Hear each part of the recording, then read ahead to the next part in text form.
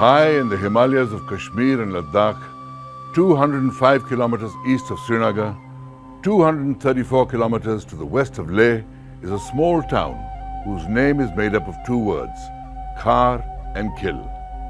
Kar means castle, Kil means center. So, a place between castles, as the land historically lay between kingdoms. In 1999, this place became the center of much international intrigue and war between India and Pakistan. My name is Kabir Bedi, and today on Guns and Glory, we will talk about the time when India, at Kargil, had to fire over 250,000 shells, bombs and rockets across the LOC to bring Pakistan to its senses.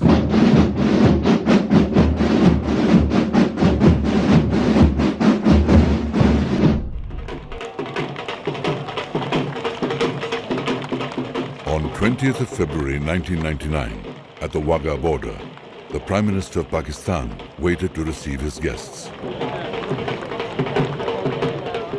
This was the inaugural trip of the Delhi-Lahore bus service and the first visit to Pakistan by an Indian Prime Minister in 10 years. When Prime Minister Atal Bihari Vajpayee alighted from the bus, it seemed that the ice of suspicion and misunderstanding between the two neighbors was finally on the verge of a thaw. As Prime Minister Nawaz Sharif stepped forward, first there was a handshake, and then the Prime Minister of India initiated a hug, which seemed to be grudgingly reciprocated by the Prime Minister of Pakistan.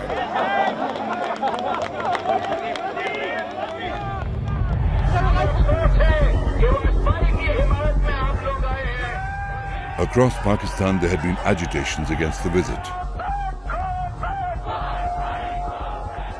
In Karachi, a cardboard replica of the bus had been burnt. In Lahore, a policeman had died. And one of the most, if not the most powerful man in Pakistan was conspicuous by his absence. Pakistan's Chief of Army Staff, General Pervez Musharraf, had boycotted the event at Wagah. Prime Minister Vajpayee told the people of Pakistan that his message to them was short and simple.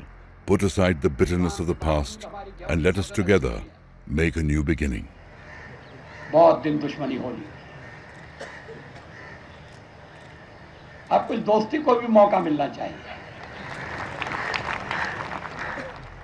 November 1998, about 3 months before Atal Bihari Vajpayee set off on the bus to meet Nawaz Sharif, Lieutenant General Mahmood Ahmed, an artillery officer commanding the 10th Corps in Pakistan, went to meet his chief, General Pervez Musharraf.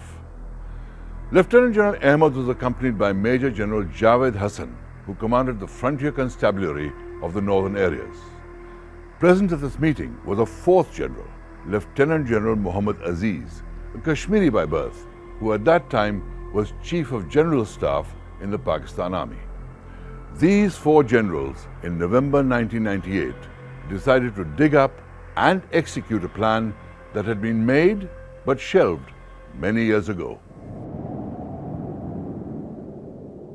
In the Kargil district of Jammu and Kashmir, the winter is long and harsh, and the summer short and dry. In summer, temperatures can go up to 30 degrees Celsius. In winter, they can plummet to -35. Along the entire western border of the district runs the disputed LOC, the line of control that divides Kashmir between India and Pakistan. The contours of the line of control are maintained by the armies of both the countries, who man bunkers and posts along the demarcation. But in this desolate landscape, there existed an unwritten understanding. In the cold harshness of winter, the armies would climb down from the highest of their posts and leave them unattended till the summer.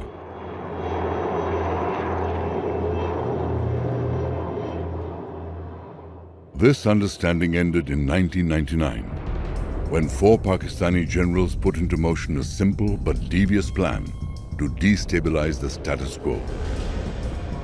From Rawalpindi Army Headquarters, a secret order went out. Occupy the bunkers and posts in the Dras Kargil sector that the Indian Army had vacated in the winter of 1998-99.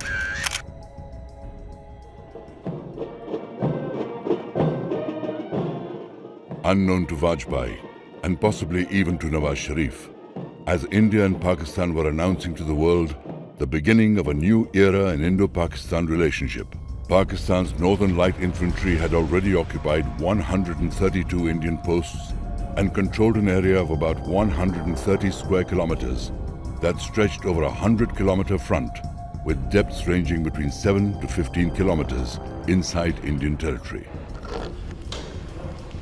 And yet, during this period, on March 21st, 1999, Prime Ministers Vajpayee and Sharif signed the Lahore Declaration. In the last days of April 1999, Tashi Namgyal, Morup Sering and Ali Raza Stanba from the tiny village of Garkhun took their flock of sheep up to the Banju Heights near Kargil. Morup carried with him his prized possession, a pair of powerful binoculars. On the morning of May 3rd, Tashi Namgyal borrowed the binoculars to look for game to hunt. But what he saw were men in Pathan suits digging bunkers. वहाँ हमें को 6 आदमी नजर आई है, कोई काला रंग का ड्रेस लगा हुआ था, तो मैंने थोड़ा सा देखा उसमें, तो पत्थर डुल रहा था, बर्फ हट रहा था. Over the next few days, the army sent out a few patrols, and while they did encounter some hostile elements and some skirmishes took place, the extent of the excursion was not known until Captain Saurabh Kalia's entire patrol went missing. IC 58522F, Lieutenant Kalia was commissioned into the Indian Army in December 1998. The 22-year-old officer joined the 4th Jat Regiment and was posted to Kargil in January 1999. On May 15th, Lieutenant Kalia and 5 soldiers were on a patrol in the Bajrang post in the Kaksar sector of Jammu and Kashmir. For 22 days, there was no news of Lieutenant Saurabh Kalia and his patrol. Well after war had already broken out in Kargil, their mutilated bodies were handed over to India. Autopsy reports showed extreme torture, including cigarette burns, eardrums pierced with hot rods, and amputated limbs.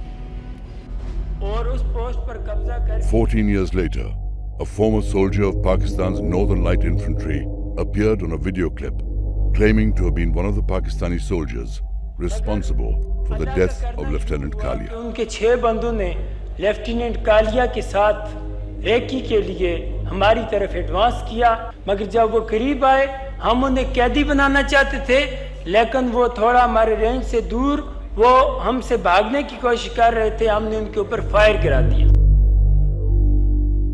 Lieutenant Kalia and his patrol were captured and killed because they had seen the intruders. The Northern Light Infantry were taking no chances.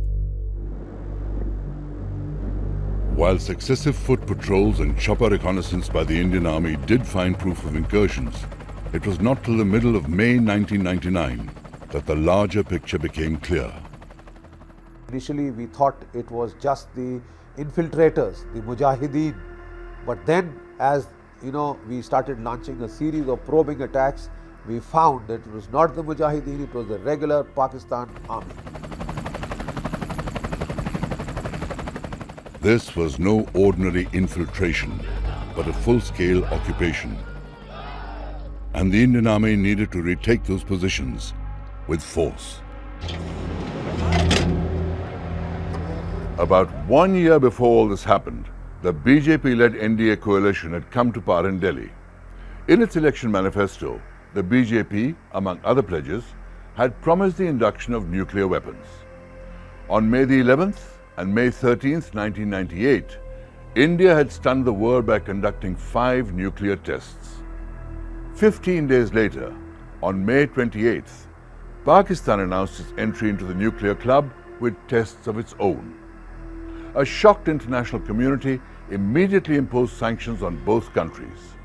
So in May 1999, when India began to fire the massive Bofors guns to drive Pakistan out of Kargil, there was great fear that this conflict between neighbors would end in a nuclear war.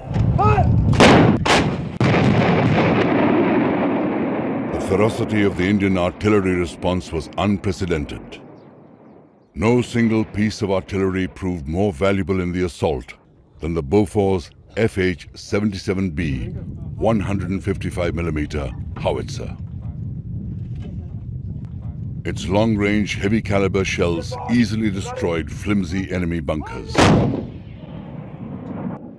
The Bofors guns, which had a range of 24 kilometers at sea level, were found capable of firing beyond the 40-kilometer mark in the rarefied atmosphere of Kargil. The Indian Army deployed 130 Bofors guns. Most of them came under the command of a man who came to be known as the Enraged Bull of Dras. Bofors had each shell weighing 43 kilos. So every shell which you fired on them did make a dent in the enemy defenses and did cause a lot of casualties. I think one of the major reasons the enemy drew back from these places was because of the Bofors firing. As commander of the 8th Mountain Division's Artillery Brigade at Dras, Brigadier Singh lined up all the guns in his batteries and concentrated on one objective at a time.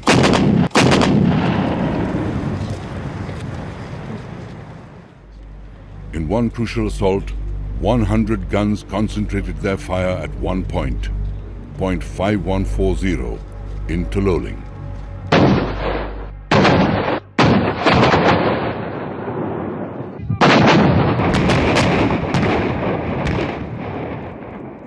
We made sure that every time we attack an objective, we had adequate guns to pound that objective, so we don't suffer casualties. India's 56th Mountain Brigade was deployed to the Dras sector in the second half of May. Pakistani positions along the Tololing complex formed the deepest incursions into Indian territory. As the NLI had begun to target indirect fire onto the Srinagar-Leh highway, Tololing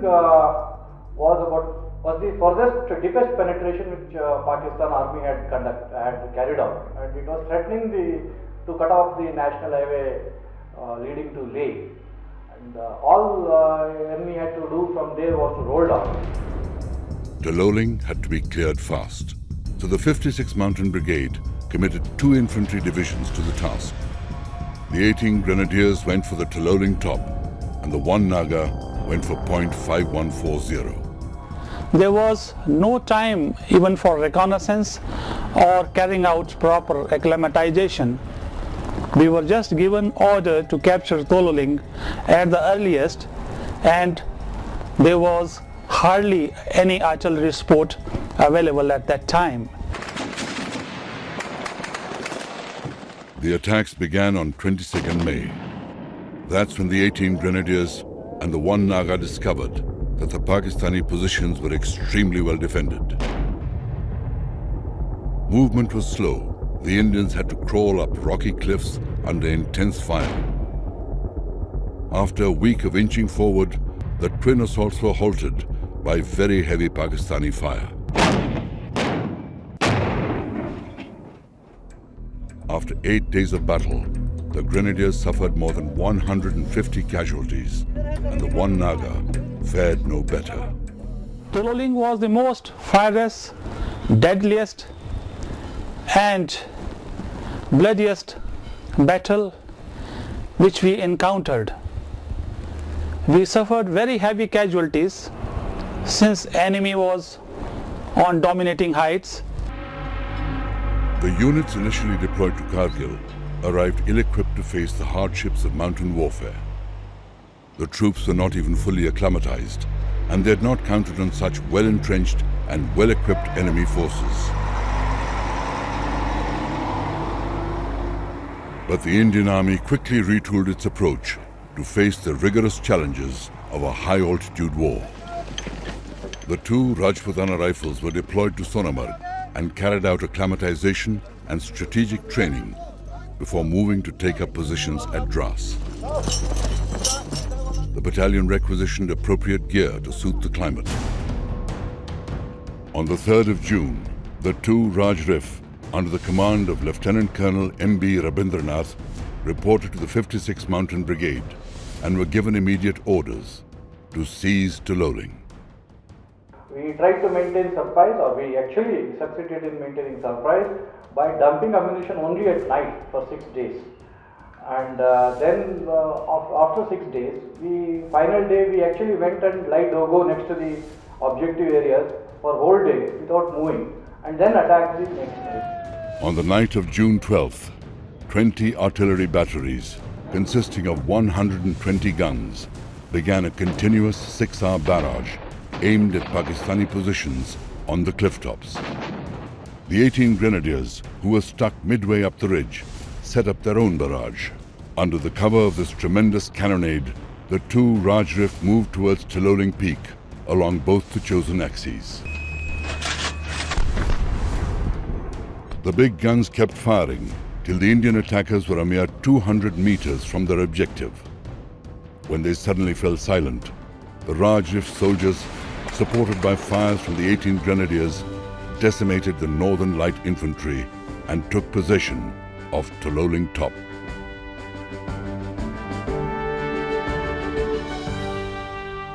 My unit and 2 Rajrif finally captured Tololing on 13 June 1999, and I lost 25 brave officers, JCOs and men. About 3, the enemy again tried to retake Tololing Top by attacking, launching a counterattack. But I think the numbers were in our favor, so we were able to beat back the attack. On June the 13th, amid heavy shelling, Prime Minister Vajpayee paid a visit to Kargil to boost the morale of the Indian troops. India was determined to hit back hard. But let's leave the war on the ground for a moment and take to the skies, because the use of the Indian Air Force in the conflict set Kargil apart, it being considered a war and not just a border skirmish.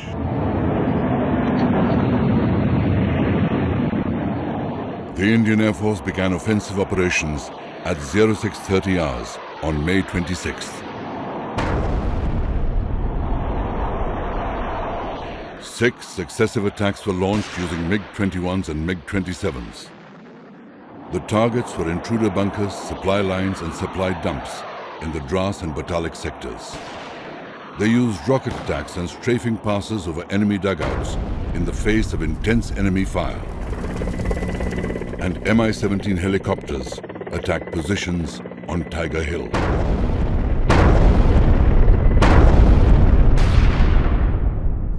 Because we were not allowed to cross the LC, we had to be dependent on what the army tells us is the position of some targets. And these targets were not easily seen, not even from the ground, leave alone from the air. But our strategy was to hit those targets as best as we could. India took a major decision in launching the IAF into action in Kargil. The fear was it would escalate the scale of war and hostilities might not be limited to the Kargil sector. It was a calculated risk that India had to take, but a necessary one. Had Pakistan decided to use their Air Force and anger on our side, we would have lost a tremendous amount of, we would have had a tremendous amount of casualties, because our people were out in the open without any defenses at all. But on the second day of the air attacks, disaster struck. A Hyena formation of MiG-27s took off, tasked with destroying enemy positions in the Batalik subsector. Each MiG-27 carried 40 deadly 80mm rockets and was armed with 30mm cannons. Flight Lieutenant K. Nachiketa was flying number 2 to Squadron Leader A. Mandokhot. Zeroing in on the target, Flight Lieutenant Nachiketa fired all his 40 rockets in one salvo.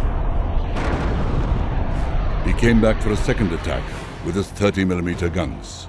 Nachiketa, unfortunately, he fired his weapon, and there is a disadvantage on that type of aircraft, the MiG-27, that when this sort of armament, this sort of rocket is fired, there is a chance, I repeat, there is a chance that some engine malfunction could occur. There were so many others, and this was his second attack in that particular area. Only in this second attack there was a problem and his engine malfunction, and he was too low at that time, and he punched out. He punched out and he was taken prisoner of war. When Flight Lieutenant Nachiketa ejected, Squadron Leader Ajay Ahuja, also airborne on a mission at the same time, stayed over the area in an attempt to spot his landing site to direct rescue helicopters to pick him up. So he trying to look for it, he started to turn around, and his aircraft was heavily loaded. And in the result, and it was underpowered as well. That type of aircraft is generally underpowered. So he lost height. He came within the range of the surface-to-air missiles and got shot. Squadron Leader Ahuja was flying on the Indian side of the LOC when he was hit. He was posthumously awarded the Veer Chakra. Then again, on May 28th, a Mi-17 helicopter on an attack mission at Taloling was destroyed by a Pakistani shoulder-fired missile. The entire crew of 4, Squadron Leader R. Pundhir, Flight Lieutenant S. Muhilan, Sergeant R. K. Sahu, and Sergeant P.V. N.R. Prasad were killed.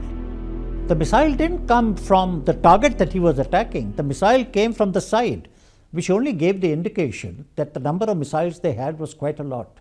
So from then onwards, after the third day, we took the helicopters off combat duties and we raised the height of operation to above the danger height of the missiles. And we said, all right, we will operate at those heights and we will drop bombs from those heights. The IAF suspended attack helicopter operations, but the air attack continued effectively.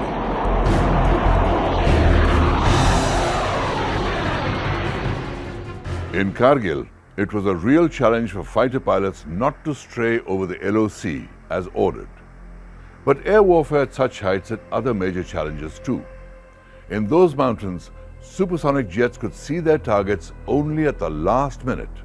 Also, aircraft and ammunition did not behave as per norms, so the IAF had to adapt. In 50 days, what the IAF learnt and put into practice in Kargil is now taught to fighter pilots across the world. For now, let's leave the IAF pounding Pakistani positions as I, Kabir Bedi, say goodbye, and in the next episodes of Guns and Glory, we'll join the ground troops as they scale the treacherous slopes to regain the heights of Kargil.